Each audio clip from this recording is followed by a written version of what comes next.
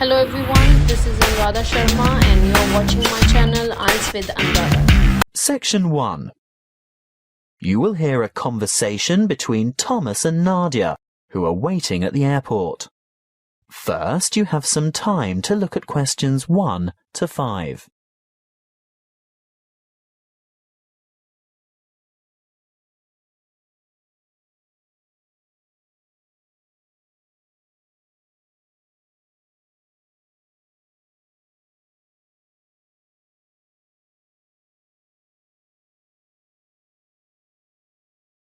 You will see that there is an example that has been done for you. On this occasion only, the conversation relating to this will be played first. Where have you been, Nadia? Browsing in the bookshop. What took you so long? You said you were only going to be away 5 minutes. I was only gone for a quarter of an hour. Nadia said she was away for a quarter of an hour. So the correct answer is B, 15 minutes. Now we shall begin. You should answer the questions as you listen, because you will not hear the recording a second time. Listen carefully and answer questions 1 to 5. Where have you been, Nadia? Browsing in the bookshop. What took you so long? You said you were only going to be away 5 minutes. I was only gone for a quarter of an hour. Well, it seemed much longer than that. Did you buy anything? I was tempted to get the latest novel by Dan Brown, but it's quite heavy and I'd have to carry it around with me. If I could have found a crossword puzzle book, I'd have bought it. But in the end, I was attracted to a front-page article in today's issue of the New York Times. Is that all you bought then? Yes. Look, why don't you read the business section while I catch up on the news, and then we can swap? I'd rather have the entertainment section. Are you looking for anything in particular? I just thought they might have a review in there of that new play that opened on Broadway yesterday. The drama about the awfully cruel pirate?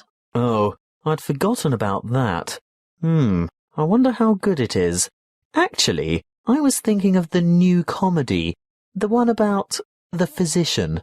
Dr. Hunter. That's the one.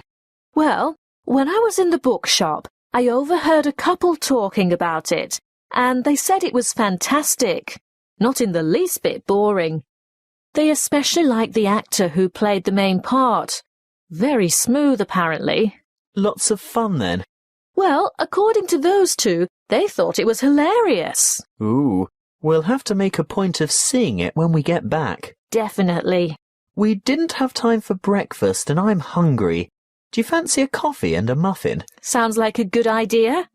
And how will you have your coffee today? Long and black as usual? I think I might have something different this morning. What? You don't mean a flat white or some other milky one? Oh, I don't know. I want something to perk me up. An espresso, short and black with sugar? Perfect. Will that be with a chocolate muffin or a berry muffin? I'll try to stay off chocolate. The berry sounds healthier. And I'll have a plain one with butter. Won't be long. Before you hear the rest of the conversation, you have some time to look at questions 6 to 10.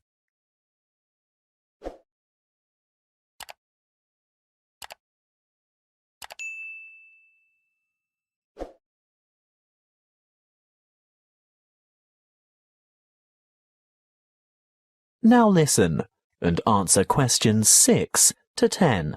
Here you are.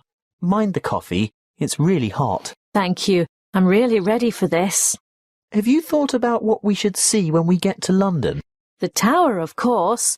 I've always wanted to get a look at the Crown Jewels. That is where they keep the jewels, isn't it?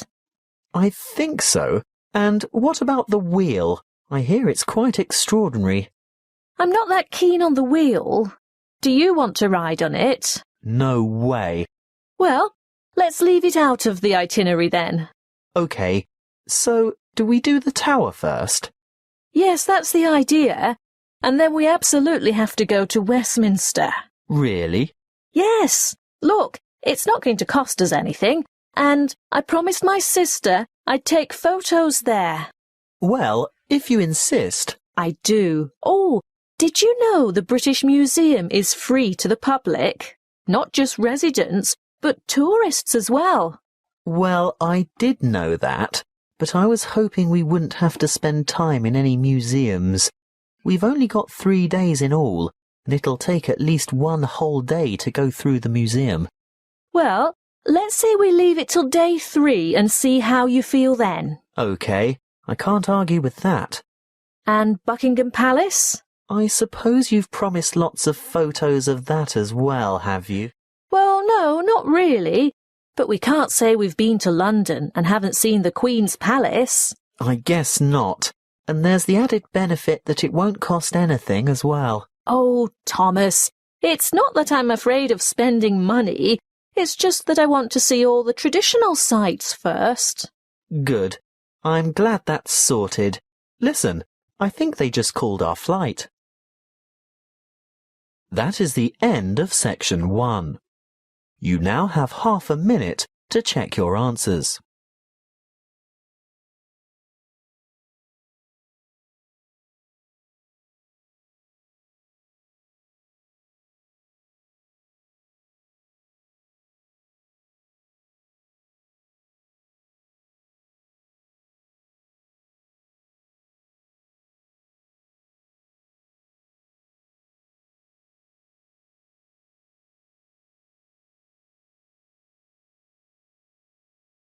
Now turn to section 2.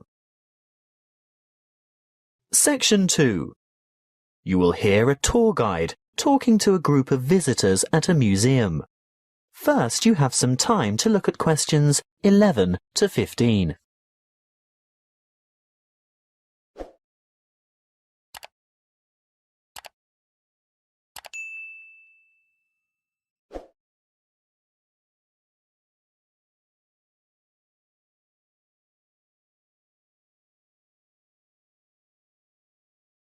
Listen carefully and answer questions 11 to 15. Welcome to the museum. Before we go inside, I'd like to remind you of 1 or 2 things. Firstly, you'll be pleased to know that admission is free to all visitors, so explore at your leisure, and if you can't take it all in today, you can come back again and again without any charge at all. Opening hours are from 10 a.m. to 5:30 p.m. most days, but the museum closes a little later on Thursday and Friday evenings. There are new multimedia guides available in 10 languages. They can be picked up from the desk in the covered courtyard for £4.50, and you can have it with you all day, from opening time in the morning until half an hour before closing. But you will need to produce ID. A passport, driver's licence or national identity card are all acceptable. These multimedia guides have audio commentary as well as images and an interactive map for easy navigation. They're simple to operate, and you will get a more detailed insight into many of the objects in the various galleries. As a security measure, apart from your camera and a purse, wallet or small handbag, your other belongings such as large bags, coats and umbrellas will have to be left at the cloakroom. Please note that the museum has recently revised the regulations for the size of bags and parcels that it will accept in its cloakrooms. I think the maximum size is 40 by 40 by 50 centimetres with a maximum weight of 8 kilograms. The only exception to this is prams and pushchairs. There is a charge of £1 per item. The main cloakroom is to the left of the main entrance, and there is another one at the north entrance. It may seem obvious, but may I remind you also that you should set your mobile phone to silent or turn it off altogether while you are in the museum, and do not carry or consume any food or drink in the exhibition halls. If you are hungry, there is an excellent restaurant where you can purchase a light lunch or a full meal. If it's just a hot beverage you want, then I can recommend taking a break at the Gallery Cafe. Before you hear the rest of the talk, you have some time to look at questions 16 to 20.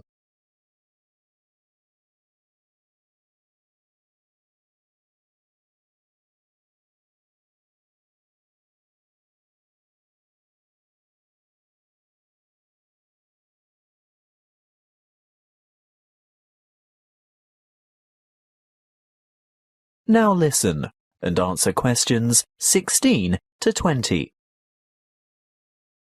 As we enter the museum from the south by going through the main entrance, as I said before, you'll find the cloakroom immediately on your left, and on your right is the museum shop. They have an outstanding range of postcards and souvenirs in there, and it's well worth a visit, but perhaps best left till you're on your way out. Then you'll know exactly what you want. The big room to the right of the entrance, behind the shop, is the reference library. Straight ahead of you, yes, the huge circular room is the main reading room. If you decide to go in there, please keep noise to a minimum out of respect for the writers and scholars who use it for their research. The reading room is surrounded by what is known as the Great Court. Indeed, it used to be an open courtyard, but you will see that it is now completely covered by a magnificent glass and steel structure. If you walk around the Great Court in a clockwise direction, on the west side, you'll see the entrance to the Long Hall of Ancient Egypt, which has an amazing collection of Egyptian antiquities. The gallery behind the reading room, directly opposite the entrance, is devoted to China and Southeast Asia. Here you'll see Chinese civilization explored chronologically from the Neolithic period through to the 21st century. The restrooms for both men and women are located in the northeast corner of this floor, but don't worry, there are others available on the floors above. Another huge gallery extends along the eastern side of the courtyard, and this is given over to Greece and Rome. The sculptures in this section are absolutely spellbinding. Take your time looking at all the exhibits, and when you're ready to view what's on the next floor, take the magnificent marble staircase by the entrance. That is the end of section 2. You now have half a minute to check your answers.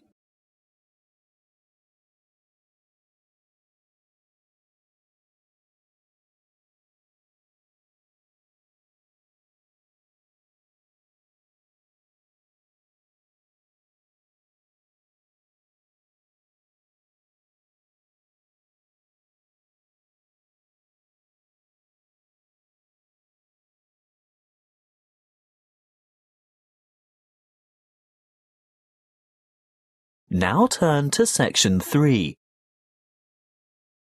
Section 3. You will hear a conversation between a lecturer and a psychology student asking for advice about research methods. First, you have some time to look at questions 21 to 25.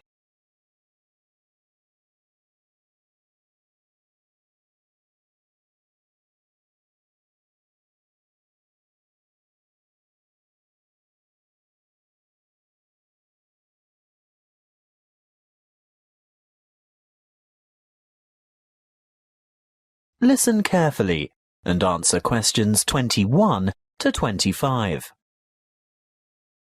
Good morning. Now, what is it you want to discuss today? Good morning, Dr. Reed. This assignment you've given us is the first psychology experiment I've had to do, and I'm not sure where to begin or which steps to take. Well, conducting your first psychology experiment can be quite a complicated and confusing process, but just remember that like other sciences, psychology uses the scientific method and bases its conclusions upon empirical evidence. What do you mean by empirical evidence?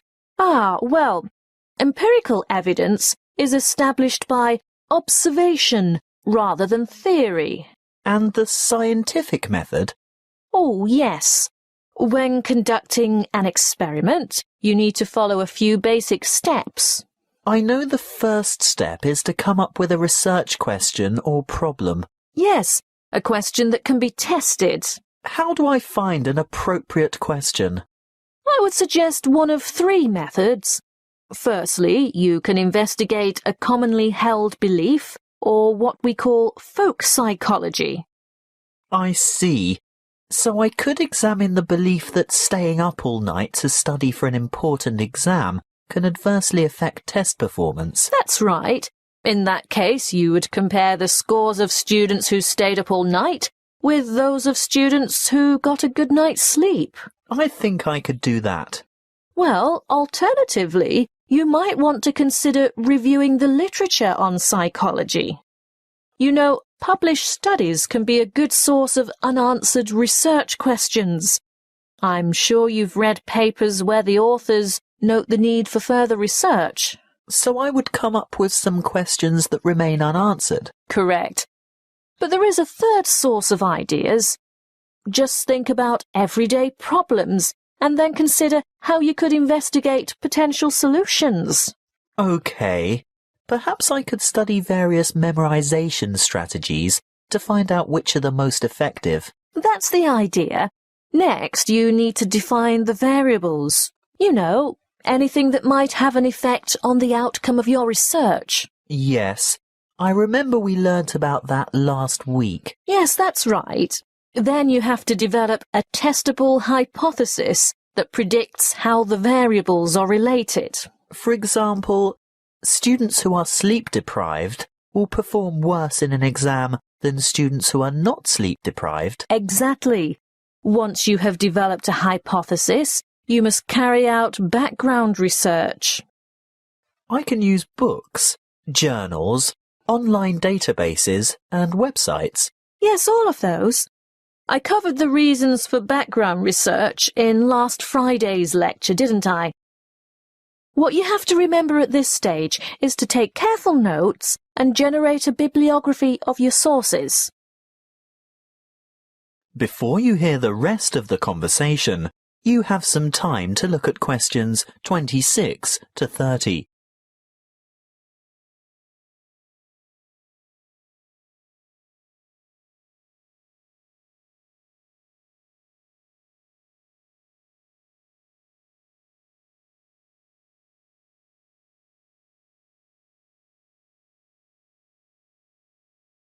Now listen and answer questions 26 to 30.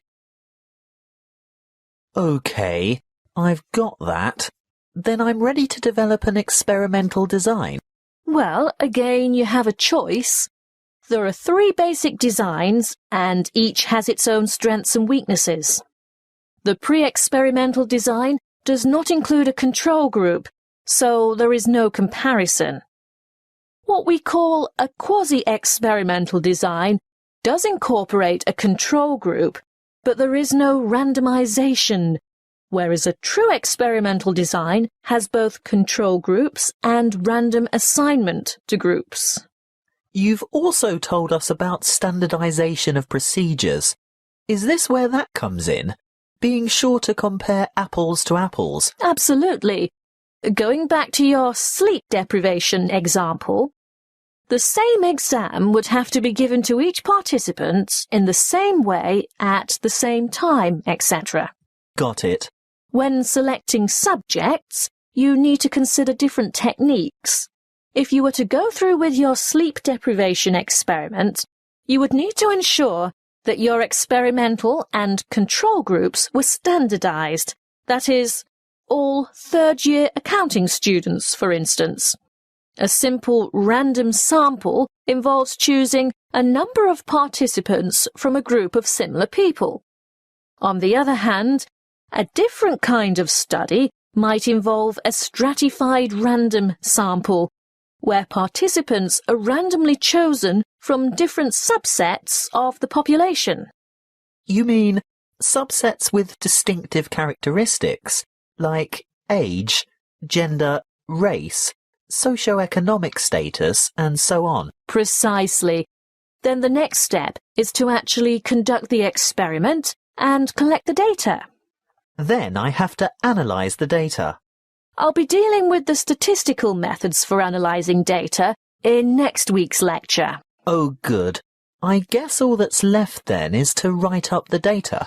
Yes, communicating your results is important, and in the next couple of lectures, I'll be covering the format and structure of a psychology paper and tips for writing each section. Thank you, Dr. Reed. I feel much more confident in getting started now. Thank you for taking the time to see me. That is the end of section 3. You now have half a minute to check your answers.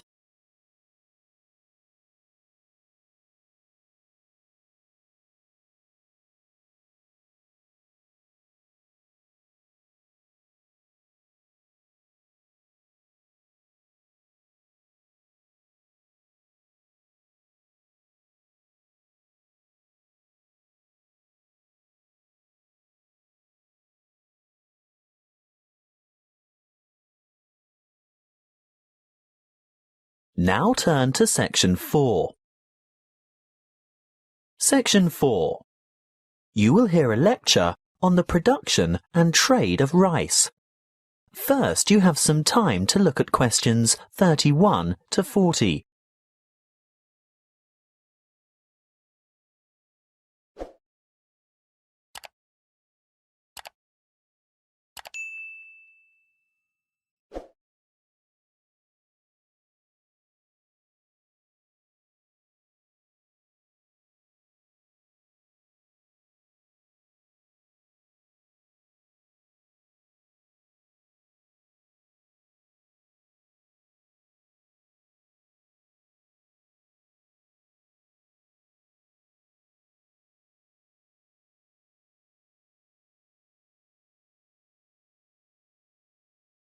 Listen carefully and answer questions 31 to 40. Good morning and welcome to our inaugural lecture on agricultural economics. Today's topic is the world's production and trade of rice. As you are all well aware, rice is the staple ingredient in the diet of much of the world's population. Its importance as a food cereal in the human diet cannot be underestimated. In fact, it's a close second to wheat. About 560 million metric tons of rice is grown each year, compared with about 600 million metric tons of wheat. Coarse grains, such as corn, sorghum, barley, oats, rye, and millet, mostly go into animal feed, which, by the way, is seen by many as a wasteful and inefficient use of fertile land, because around 4 kilos of grain is needed to produce about half a kilo of beef. Some 900 million metric tons of coarse grains are grown annually worldwide, and a further 300 million metric tons of grain is produced for the oil in its seeds. Now, I'll return to the subject of rice production. What do we know about rice production? Well, firstly, rice produces more food energy per hectare than any other cereal grain, and almost as much protein per hectare as wheat. Secondly, the production of rice has more than doubled in the last 40 years. How has this increase in production come about? Mainly as a result of improved field yields. The actual land area planted in rice has only risen by about 30%. As you know, rice is primarily grown in flooded fields, and therefore cultivation area is restricted by the sort of soil and the availability of water. Although rice can be grown on dry land, it is essentially after all a type of grass. The yields and quality in this case are much lower, and other grasses and weeds can easily overtake the rice. As yet, there are no herbicides that can selectively kill other grass types without killing the rice. Much of the world's rice is still grown and cultivated by hand, because for mechanized farming, the land must be able to be drained and hold heavy equipment. Of the total rice production, it's no surprise to learn that the greatest proportion by far is grown and consumed in Asia. You will see from the chart that the leading producers of rice are China at around 39%, followed by India with a quarter of the total. Indonesia produces almost 1/10, and other countries like Bangladesh, Vietnam, Thailand, Japan and Brazil grow another 25, almost 26% of the total. As I said before, most rice is consumed in the countries where it is grown. That means that very little rice is actually traded, and for this reason, the market price is very volatile. That is the end of section 4. You now have half a minute to check your answers.